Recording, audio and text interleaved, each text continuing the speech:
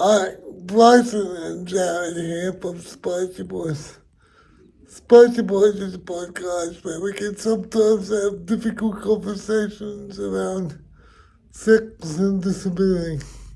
Yeah, so we might be talking about things like queer phobia, homophobia, transphobia, ableism, trauma, some really difficult stuff. So you might feel a bit triggered by some of this. So feel free to tune out, take a break, skip an episode.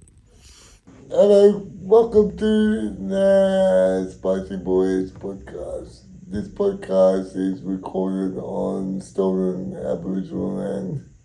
And on behalf of myself and Bryson, I would like to pay my respects to elders past, present, and emerging. I would like to echo what Jared said, and as we are both queer, I would like to acknowledge the long history of gender and sexuality diversity in Aboriginal cultures. We would also like to acknowledge the long history of the disability rights movement. And me, myself, and Bryson are only here today because of the shoulders that we stand on that have literally put their lives on the line and in some cases lost their lives for us to have the human rights of people with disabilities we appreciate today. Another podcast, Bryson. Another podcast, Jared. How was your week? Very busy, as I know yours was. I do have a confession, Bryson. Ooh. And I want to confess that I am in a polyamory relationship with other podcasters. Oh my god. Jared. I'm so hurt. I'm so hurt. And I'm sorry that I didn't bring it to you before. I'll bring it to you after. I hope that we can rebuild our trust. Look, I don't know, Jared. I don't know. No, that's great. I actually saw it on your Facebook story. Yeah, so I did a podcast with my friend George about the NDIS review and the findings. Are you up with that? Or A little bit. and did you watch it? No, I did not. I feel like I'm very far behind in like the current political landscape of disability land. What? I know that the DRC has happened, and I know that the What's the DRC stand for? the Disability Royal Commission, and I know that the NDIS review has happened, so I'm good with them, but I don't actually know. Wait, I'm not gonna bore everyone with my revision. If you want to go and watch the podcast, we can link it to you somewhere in the comments or wherever. But something that would affect the private life and maybe the sex life and maybe the queer and gender diverse life of people with disabilities is that one of the recommendations is that all providers have to be registered. Okay. They have to be registered. So at the moment, people are able to pay and work with anyone they want, potentially, that has an ABN or is able to provide that service. So that covers me as well. Yeah. I do that. So what this recommendation is saying is, look, we don't know who these people are and we want to know more about them. And so instead of having a case by case look at everything, we just think that every provider needs to be registered. And that includes things like, when you buy your consumables and assistive technology, you won't be able to walk up to, like, if you need an iPad, you won't be able to walk into JB Hi-Fi and get one. And you won't be able to, like, I have, I call it a grabber. Yep. Something that helps me pick up stuff off the floor. Yep. And I just buy that from the local dollar shop. As you should be able Which to. is like $4. But under these new recommendations, I would have to buy it through registered provider. And they charge like $45 for like the same thing. So this is not really... That's fucked. This is not really a cost-effective solution. And I mean, you can understand, if people are interacting with humans, maybe there's a argument for greater registration there, so that people can't be dicks. But if you're just buying an object, yeah. Well, that's an interesting point, because there's going to be levels Right. Okay. of registration.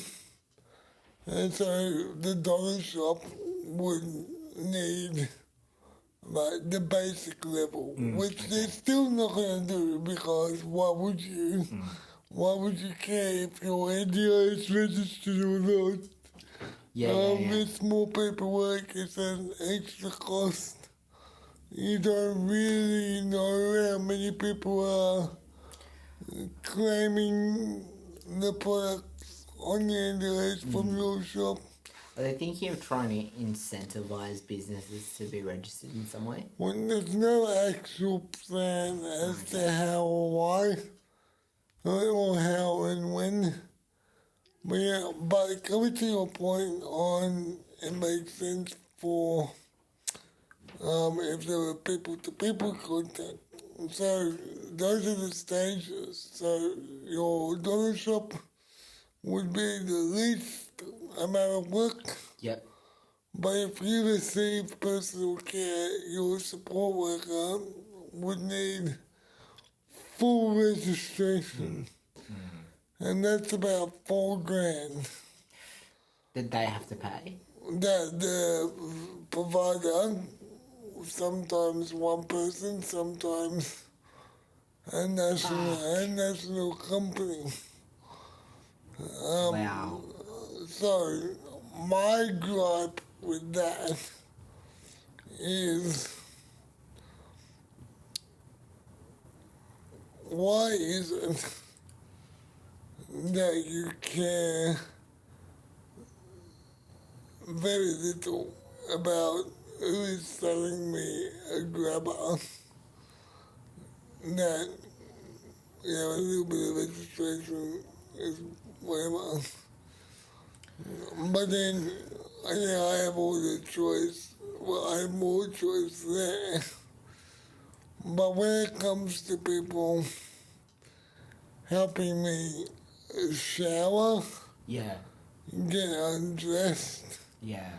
help me to bed, and some people might need, I think last week we talked about how much do you disclose to your support team? Yeah. Well, I'm immediately thinking about things like I wasn't accessing the NDIS when I was wearing a binder, but I'm immediately thinking about things like, if I wanted assistance to buy a binder or something else like gender affirming, if I needed assistance doing those kinds of things, and I know there'd be people who would, and I know there'd be people who need assistance putting on binders.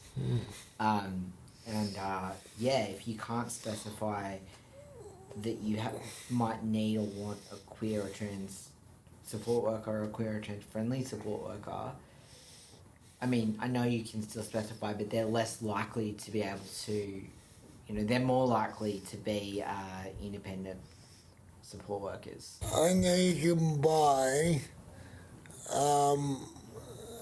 adaptive clothing. Yeah, So if you need a particular binder for your disability yeah, that your local clear shop sells, yeah, you wouldn't be able to go anymore because they're not an NDIS registered provider. yeah. That's So this is fucking huge. yeah,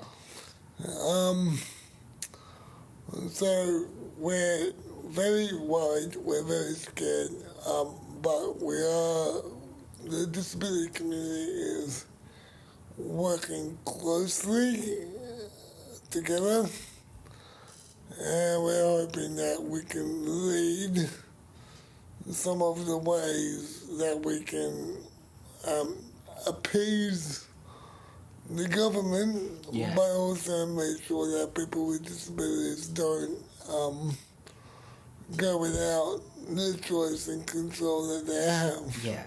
Absolutely. Yeah, it really does affect you and I a lot because I know you up there manage, and I Yeah. know you have a support coordinator, and they're talking about removing those as well. Yeah, it's a big deal, and that's where my focus has been for most Yeah. of the week. I can. It's hilarious because 2 days before the review came out, I was elected vice president of the self-management hub, and under these recommendations there will be no self-management. So Yeah. Wow. I will have a job for like 2 weeks. Not 2 weeks. There is a 5-year timeline Yeah. of these recommendations being implemented, and the government haven't said, or they don't know how they're going to do it. So they're going to rely on community a lot to help them with that. So that's a positive thing. And like the Royal Commission, these recommendations are recommendations. Yes. They're not laws. People don't have to freak out yet. But that's what my week has looked like. Wow. That's busy. And it's been very, very stressful. But yeah, and yeah, we posted the episode with Luke. Yep. It That's was. been well received. Yeah. It was a great episode. I really. It's really interesting hearing his experience because he talked about going to a special school and the woeful sex education there. And I'm surprised he got an education at special school. I went to a special school yeah, in good old Melbourne. Very creative. Maybe I won't say the name. No, I won't say the name because I have enough stress in my life. I don't need a defamation case against me. But yes, it was in Melbourne. And yeah, I got a little bit of sex ed. It was 4 years too late. And like I said in the podcast, it was very much like towards like, how do you say no? No, like, how do you say yes? yeah, And it was I imagine this is how you would feel as well. That was very heteronormative. oh, absolutely, and able-bodied. yeah, Like, you put your dick in here, and, I mean, they didn't say dick because why would they? But, you put your penis in the vagina, yeah, and then you make a baby, And then it's something you do when you're in love and married for 50 years and all that heteronormative bullshit. Yeah. Did you get a sex ed? I did. I didn't go to a special school. I got sex ed at both primary and high school. Sorry, did you say both or did you say boys? I thought you said boys, primary and secondary school. No, I got a sex ed at both. At both. Primary and secondary school. Sorry. It would have been pretty cool. That would have been cool. No, so when I was in year 6, we did this program called Interrelate, which was, I think it was the New South Wales program. And that was about like puberty and sex ed, and I don't remember much about that, except in retrospect, this makes a lot of sense, being like so annoyed that it was segregated by gender. Being like, this is stupid. Like, why are we being separated by gender? That happened at special school too. I went to a private school, and given what some private schools are like in terms of like the discretion they have around like sex and sexuality, I'm realizing like how good my school was, particularly for the time, because this was like 14 years ago. No, well, longer, almost 20 years ago. You were so young. I was so young, or I am so young. You are. I'm very youthful. How old are you? I'm almost 33, but I very regularly get like clocked for 25. Yeah. And we kind of started doing sex ed in 2005. Anyway, they did mention that gay people existed. They did? Yeah, they did. Wow. And we actually had this really amazing PE teacher who explained like... Typical gay PE teacher. He wasn't gay, as far as I know. I don't think he was gay. But he was like a younger guy, and he discussed like the split model of attraction and what I now know is the split model of attraction. He didn't say, I'm going to explain to you now the split model of attraction, but I have no idea what you're talking about, so can you explain? Oh, you don't? Okay. So the split model of attraction is like the idea that you can... So there's a difference between like your own identity... It's not even the split model of attraction. It's actually slightly different. But this basically the idea that like your identity, your like sexual attraction, sexual experience, and your sexual behavior are not always all the same. So, like, for example, because the reason he did this is because we did an anonymous Q&A, and we put questions in a hat, and my question was, how do you know if you're gay? Because I was questioning my sexuality. And he was like, well, sexuality is really complicated, and, there are all these different aspects to it, and so on and so forth. And I still remember that as like a real, like, it was just one like quite brief conversation, but I still remember that as like a real like pathway to start to like thinking about like sexuality as like more than like just one thing, and like a complicated and multifaceted experience. How good are fucking teachers sometimes? Right? Right? Like, I've actually thought about it over the years, like, to getting in contact with him and being like, I don't know how much, like, you wouldn't know how much difference that made to, like, this little closeted he wouldn't know. No, he wouldn't know. Who are you? Yeah. You. I actually have his email address, so I could. But, yeah, like, he was... Can we make the Spicy Boy reunion? The Spicy Boy reunion. Get him on the podcast. We should. Wow, that would be very interesting. Because I think that like he could have just been like, oh yeah, like being gay just means you're attracted to the same gender, and that could have been it, you know. Whereas he like answered in a much more nuanced way, and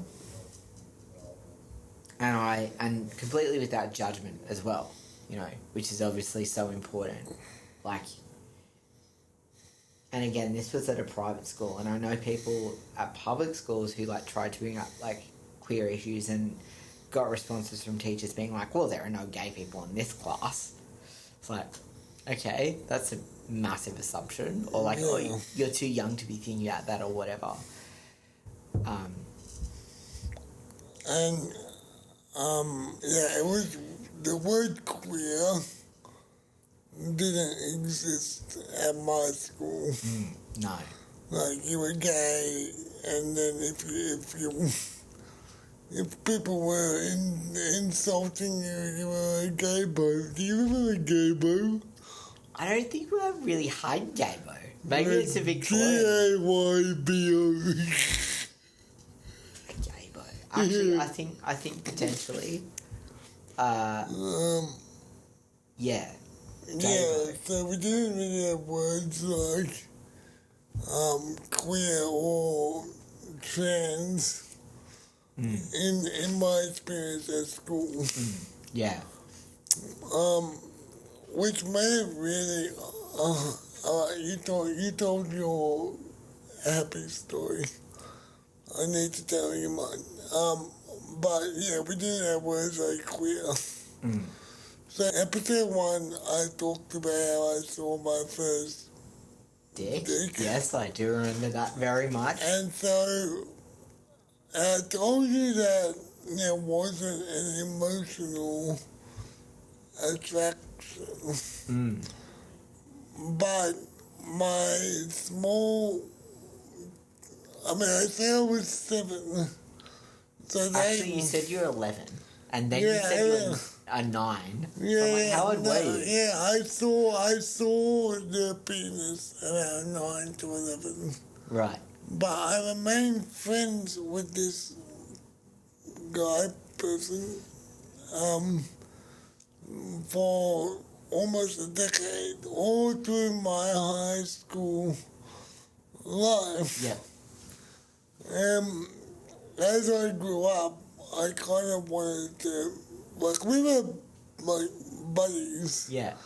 And friends. And I was like, oh, maybe we could, like, be together. Yeah. Oh. Anyway, so like, I approached him and I'm like, hey, I want to do more things. Well, not more, I want to do things with you, to you. Yeah. And he was like, absolutely not, fuck off.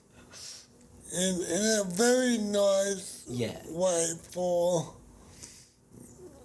a 17-year-old in early 2000s. Yeah, wow. Who was straight can be.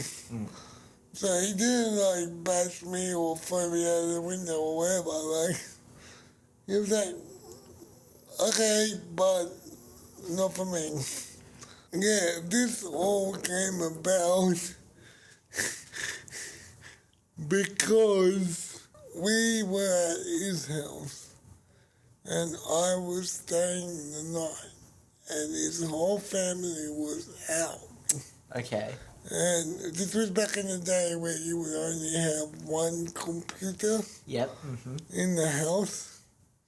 And we were doing normal boy stuff like watching porn and whatever. Oh yeah. Yeah, just bros watching porn. Yeah. But we stumbled across the gay test. Oh yeah. And we took an online gay, like, how am I gay? Yeah. And I think I got like, because I was young, you believe everything you read on the internet. So this, I thought this was a scientific gay test. Yeah, to see if I'm gay. And he got 14% chance of being gay. And I got 68%. I'm like, and so like, I'm freaking out, like, does he know? Does he know I've been looking him? What's been going on? So he didn't know you were queer before then. Well, What a way to come out. The test Yeah. outed you. so I knew, well, by the time I took the test, I knew I was bi. Yeah. Yeah, I knew- Did he know that you're bi? No, he just knew I liked women. Oh yeah. And the questions were very, like, heteronormative, like, on a woman, do you like long hair or short? So apparently, if you liked long hair or short hair in a woman, you were You were gay because okay. men have short hair. Okay, right, okay. By that logic, like every man who's attracted to women over 40 is gay because so many of like older women have short hair. But anyway, I'm staying at this guy's house for the first time. I'm like doesn't know, and then he asked me, he's like, why do you think you got 68%? And like, we were doing something. I'm like, I don't know, maybe I might tell you later. Ah. And then we went to sleep in the same room.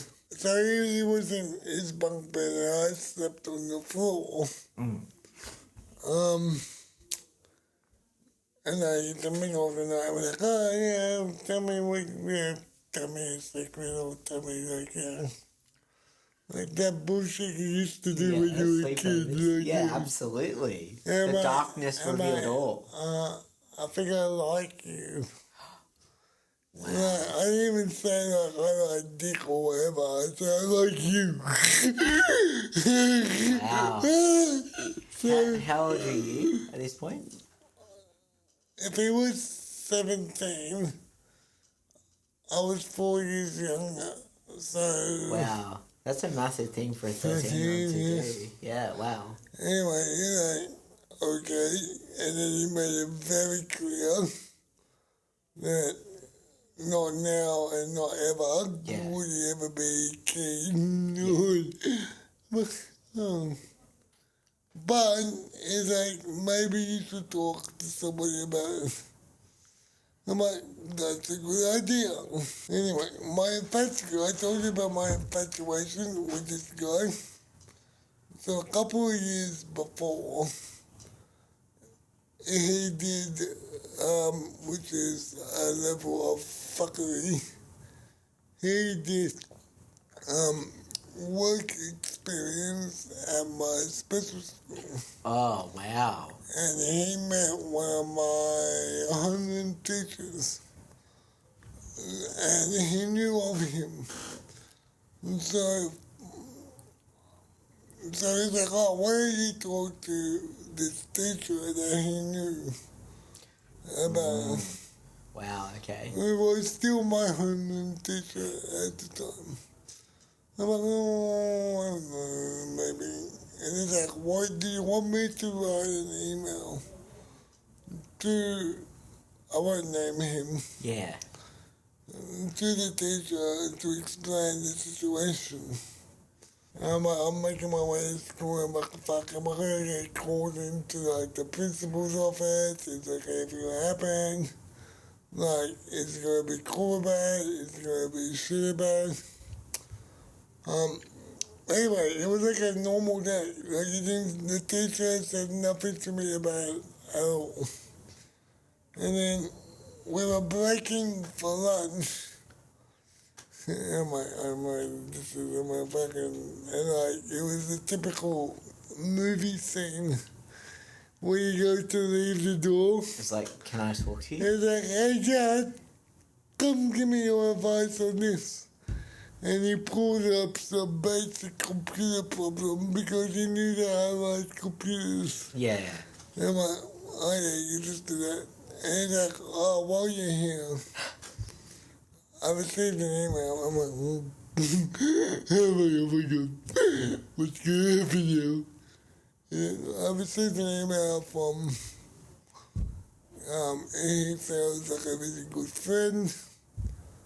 He told me the issue. He's like, because he knew our friendship. And he's like, I know this person is very good to you and you're very good to him and I know you want to maintain that relationship. Yeah. He's like,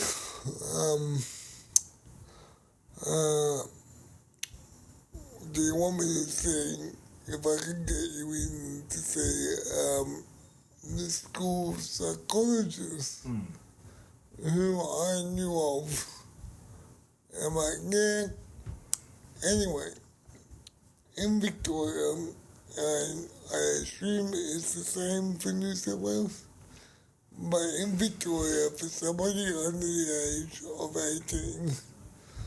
18 to be in the room with a psychologist, they need the parents' permission. They didn't need them there, they just needed permission. Yeah. For the school psychologist. Yeah. Right, okay. But there's still a massive disclosure. Of course, yeah. And so my teacher came back to me a week later and goes, they told me the issue. Now, for you to see the psychologist, we have to ask your mom and dad. And it's like, I have a plan. I'm like, all right, what's your plan? And it's like, the psychologist has an IQ test. We can ask your mom and dad if they're okay with you taking the IQ test. And while you're in the room with them, you can talk about whatever else you want. Right. So they set up this phony IQ test, which I took, by the way. And it was like IQ 1 million. IQ test of bullshit. Yeah. Anyway, so I took this IQ test, this IQ test, and then he was like, so, where else you want to talk about? And so, like, that came from, like, my teacher thinking outside the box. Yeah, wow. That's... Right? Which was so cool. That's amazing. So it was interesting. Because the psychologist thought that my anxiety was around being bi. My anxiety was just about my heart breaking. Yeah. I'm like, no. Like, I know who I am. Yeah. I just don't know how to deal with rejection. Yeah. Yeah, that's so... And they were like, oh, okay. Yeah. They thought I was there to be like, what does this mean? Yeah. And I'm like, nah, I'm all good. I just sad about my friends saying no. Yeah.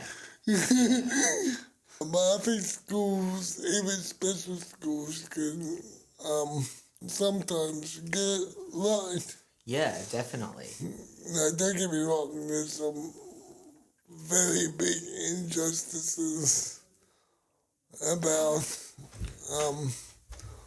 special education, but I just thought that your story of your teacher reminded me, like, not everybody is shit in this world. Yeah, absolutely. And I think teachers can be so, like, they can just be so, they can be life-saving. Like, I think about, just thinking more about my experience at school and specifically around being queer. You know, I had teachers that I wasn't openly queer at school, but I I made no secret of the fact that queerness was important to me. And, you know, like, I did a lot of kind of testing the waters of, like, kind of how would the adults around me, like, respond if I were queer, you know? And a huge aspect of that was kind of like, you know, I'd be like, you know, reading, like, queer books for English and stuff like that, and then talking to the teachers about them, and like, it was this real way of, like, you know, testing out, coming out, and, you know, every single teacher that I had at the school I went to was, like, really, like, responded with, like, no judgment, and was like I'd write stories with queer characters and they'd be like, good job, Bryson. You know, and it was like, I think, like, there are some amazing people in the world, and particularly when it comes to, like, kids who might be a bit more vulnerable, you know, and, like, struggling with stuff, and, you know, just to, like, provide that safe space. It's, like, so, man, teachers are invaluable. I'm so furious that they're not valued more in like, our education system. Like, that's with all the, like, restraint around, like, the school system's place to nurture these types of thoughts and feelings. Imagine if we ever lived in a school system where, you know, teachers were not bound to parents being like, I don't want my kid going to that school. Yeah. Like, because, like, you know, that's the reality, is that schools are paid by taxpayers and parents. Yeah. So they're going to obey by whatever the, you know, heteronormative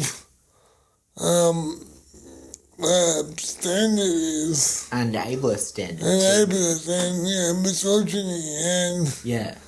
And, you know, shaming as well. Yeah, absolutely. So imagine if teachers were given free rein. Yeah.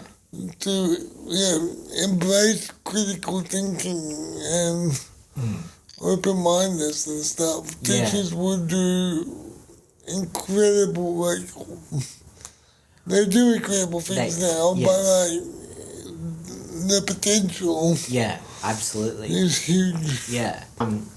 Going back to what you were saying about, like, the people around you at the school you went to, like, and having to come up with a creative solution to help you deal with the situation, like, that's so cool. Like, and I you know, I was, because obviously there are lots of issues with special education.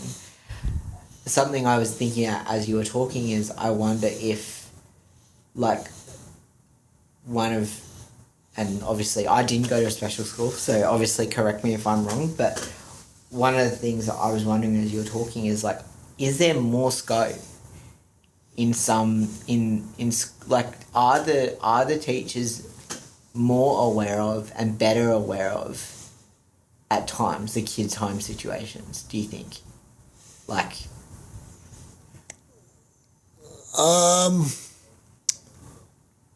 possibly. So, like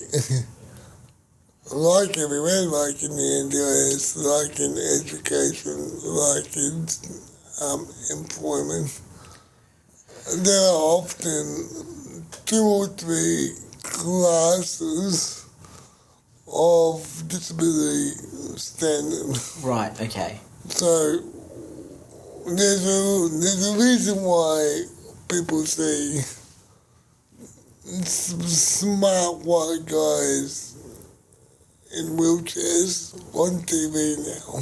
Yes. Because they're palatable. Yes. And they're approachable. Yes. And that's the way it was at special school. So at special school, there were people like me, and there were people who who were non-talking,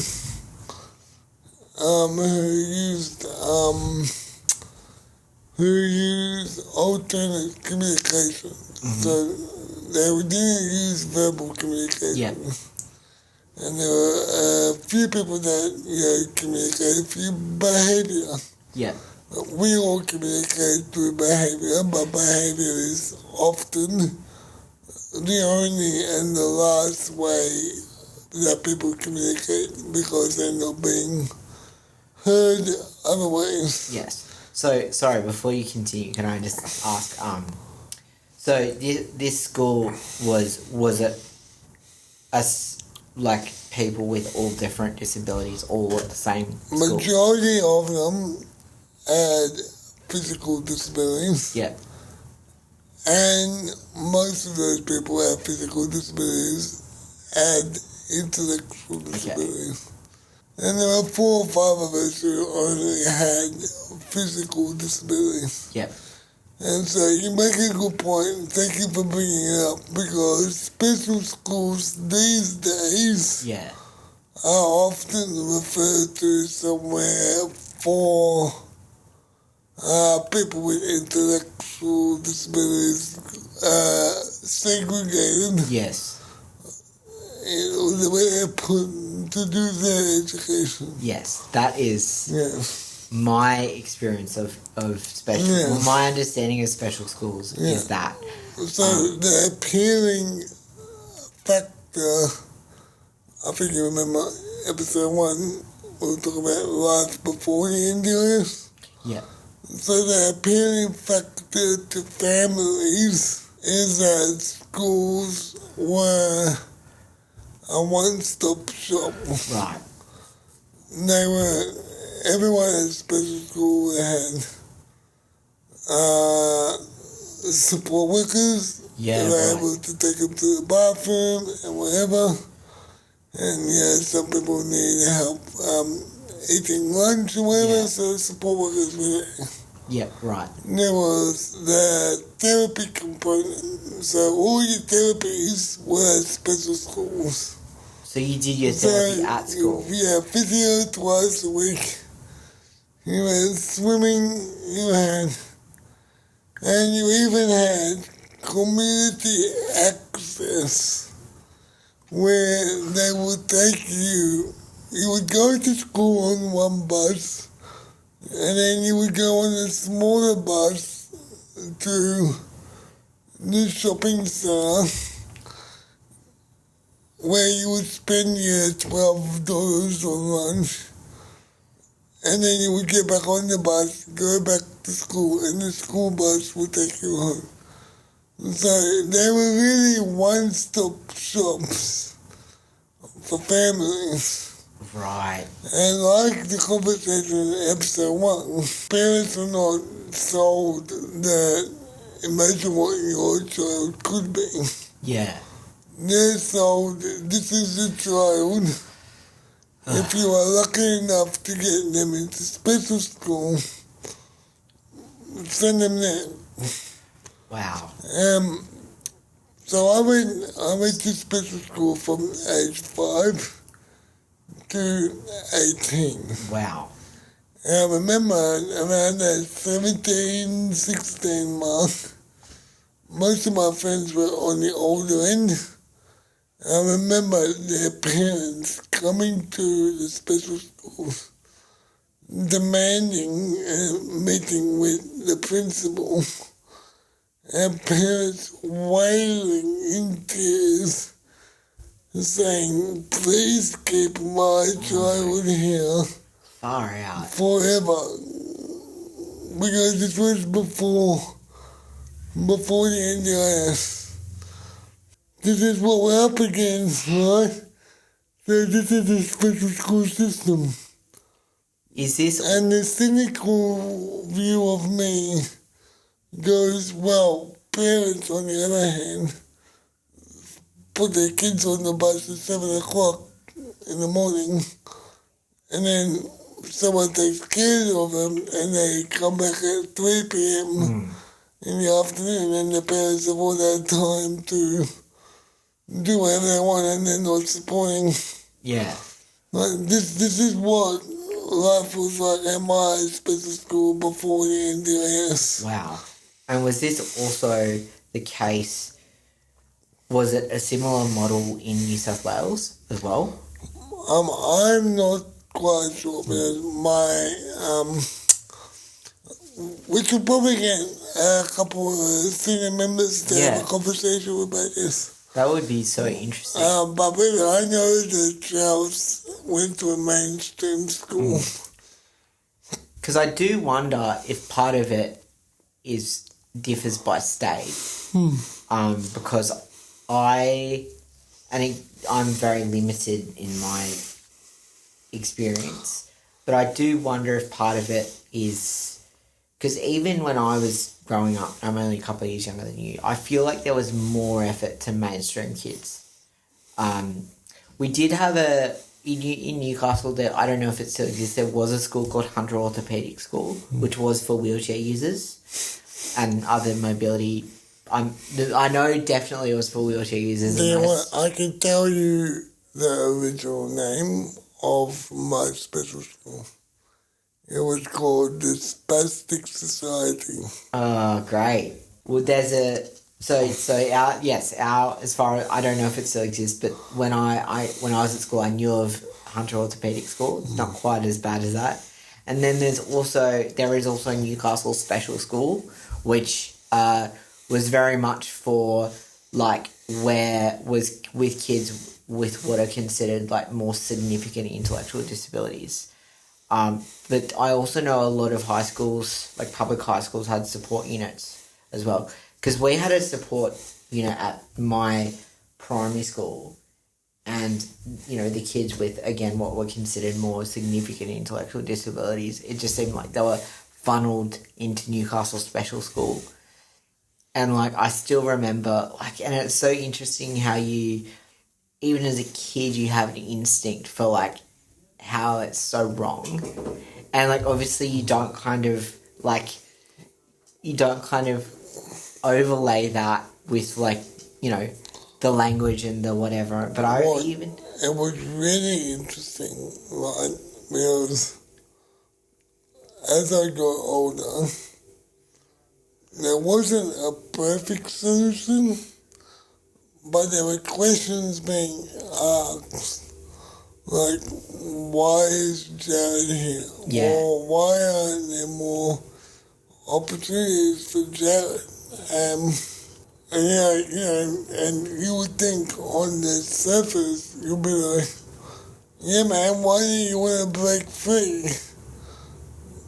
But when you're in a community, when you're in a community that, you had good teachers. Yeah. That helped you deal with your sexuality. Yeah. I had my first kiss at my special school behind the portable because nobody was looking for that. You build your community, and this is all you know. Yeah. And then to be presented with, do you want to go back and go to mainstream school? That's terrifying. Yeah, of course. I am at the top of, the bar was very low. Yeah. But for me, I'm feeling good about my shit because I'm in control of this. Yeah, of course. So it never ended well when they tried to, because I didn't feel I had any autonomy, but when they tried to integrate me or move me into a mainstream setting, then I'm like, no, these are not my people. Yeah, of course. And I think one thing that special school did leave me with was an undoubtable love for other disabled people. Yeah, it's Like, you can't take, like, that was, like, that's what senses me every day, is like, that 12, 13 years of my life being around disabled people. As much bullshit as there was in each of our lives, we were together. yeah, And we were in relationships. We were fighting. We were doing community yeah, and you, together. yeah, And so those 12 years really,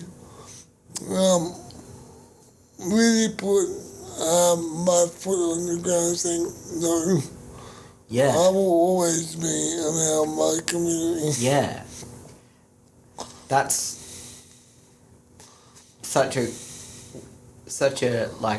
contrast to my experience, because I didn't really find community with other disabled people until I joined CEDA, you know. Let me make it very clear that this is not a reason to keep all the special schools open and build more. No. We need disability community in mainstream society and schools. Yes. But I was actually thinking about the whole special school versus mainstream school discussion, and the way that it isolates people who did or do go to mainstream school, disabled kids who did or do go to mainstream school, and how it teaches you to feel about yourself and feel about yourself in isolation. And you know, I think there's a lot of like, oh, what are we going to do with the, and I use this term because it's loves to be bandied around, but the severely disabled kids, if we close special schools, you know. And, you know, as someone that is not considered in that category, I really don't want to speak for people because I can't, you know. However, I think about, like, the way that I learned to view myself as a disabled kid in a mainstream setting was fucked. You know, I felt so isolated, I felt so alone, you know, even though there was a special ed unit at my school, at my primary school, you know, I was in mainstream education, and I learned to view the disabled kids as the other. And whereas, you know, if we had integrated education, not only would it be better for everybody, but I think particularly it would be of benefit for kids like me who, you know, like I wonder what a difference it would have made for me, because I've basically felt caught between two worlds. You know, I was part of mainstream education, like all the other kids I knew, all the kids I was interacting with on a daily basis were in mainstream education. And then we had the special ed unit, and that was at the back of the school, and, you know, the kids in special ed only kind of joined the rest of the school with, like, school performances and stuff. And I was like, well, I'm not considered one of them, but I'm also not really one of these other people over here. Like, where do I fit? The conversation is not binary. Well, of course it's not binary. Yeah. Of course it's not. And I know that now, but as a kid, you know, you can't necessarily handle that nuance and that conflict, and, you know,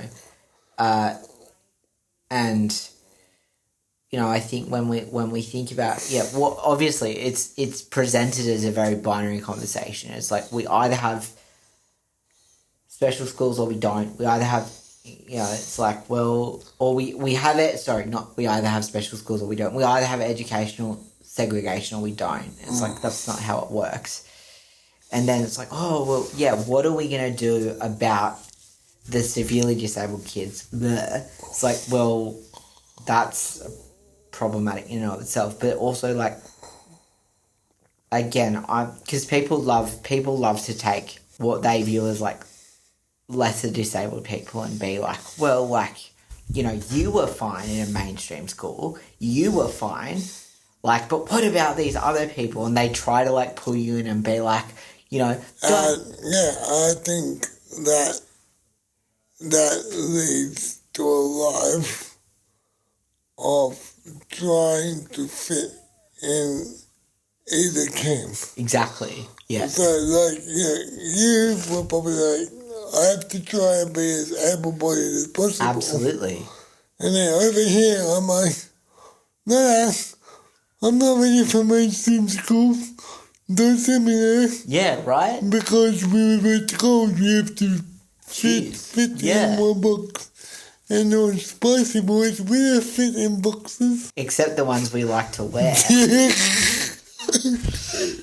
Yeah. We never know where it is again. No. We just kind of, we often have a little chat beforehand and then we're like, oh. We were supposed to talk about what we want for the end of the year. And how the year was. But maybe we will do that in the new year. Yeah.